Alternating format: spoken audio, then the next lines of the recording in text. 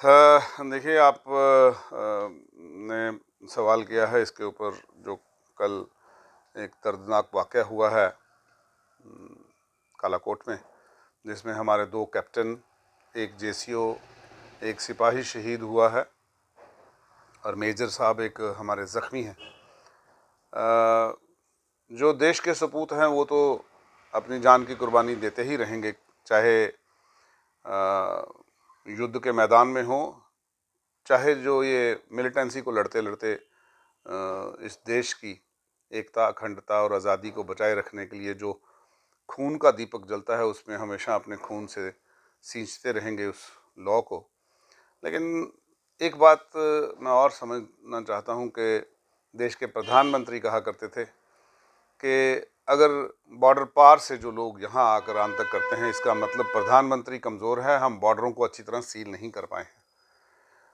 और वो जो दावे किए जाते थे कि यहाँ बिल्कुल अमनो अमान है, ये ऐसी वारदातों के साथ ये हमेशा एक्सपोज हो जाता है कि कहीं ना कहीं हम विफल हुए हैं। और मुझे ये एहसास होता जा रहा है कि जब तक कोई पॉलिटिकल गवर्नमेंट यहाँ नहीं होगी, तब तक हालात काबू में नहीं आएंगे। ये बड़ी एक स्पष्ट और आयाम बात है। और दूसरी एक और बात कहूँ कि मैं लोगों से भी अपील करना चाहता हूँ कि जहाँ कहीं भी आपको कोई संदिग्ध या शक के दायरे में कोई व्यक्ति, कोई आदमी, कोई चीज़ आपको नज़र आती है, तो प्लीज़ सिक्योरिटी फोर्सेस को एनोनिमिटी में आप अगर अपनी आइडेंटिटी छुपाना चाहते हैं तो उनके जहन में लाएं, उनके ज़हर गौर लाएं, ताकि एक कीमती जानें बचाई जा सकें। देखें, आपने थोड़ी देर पहले हमने देखा था रजौरी के पास एक वाक़या हुआ था। अभी ये उसी सेक्टर में अभी 6-8 महीने गुजरे हैं, 10 महीने गुजरे हैं, तो दूसरा वाक़या इतना बड़ा दर्दनाक हो गया है। तो मैं समझ रहा हूँ कि थोड़े दिन तो उसके पहले 4 हमारे जवान शहीद हो गए थे, उसमें उन्होंने जो गाड़ी पे अटैक किया था, तो उसके बाद सिविलियन को शहीद किया। तो मुझे लग रहा है कि वारदातें अगर देखो तो ये बढ़ गई हैं, ये एक्सपोज करते हैं जो इनके खोखले दावे हैं बीजेपी सरकार के, ये खोखले हैं। और मैं चाहूँगा इस पे कोई गृह मंत्री जी और प्राइम मिनिस्टर इसमें एक सीरियस थॉट दें कि हम लोगों की जो चुनी हुई सरकार है वो बेहतर ढंग से इन चीज़ों का मुकाबला कर सकती है, वो लोगों को इन्वॉल्व करती है, इंफॉर्मेशन फ्लो करती है।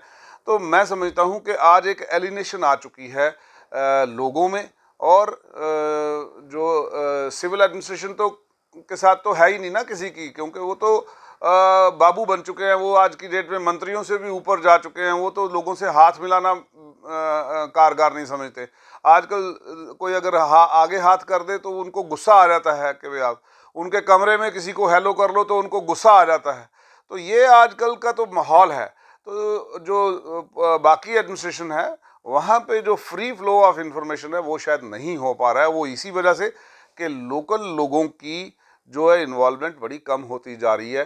तो मैं समझता हूँ कि इसमें सीरियस थॉट देनी चाहिए गवर्नमेंट ऑफ इंडिया को कि वो आके आज की डेट में वो हमारा जहाँ चुनाव होना है तो वहाँ पर चुनाव हो, हमारा जो बाकी रियासतों में चुनाव हो रहे हैं हमारा भी चुनाव करा दो, और दूसरा अगर पार्लियामेंट का चुनाव है तो उसी के साथ ही करा दो।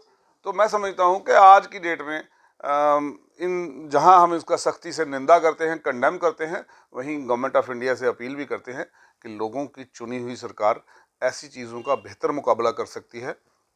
और जो जब तक लोग नहीं जुड़ेंगे इस टेररिज्म की फाइट में, मुझे नहीं लगता टेररिज्म को अकेले फोर्सेस हरा सकती हैं।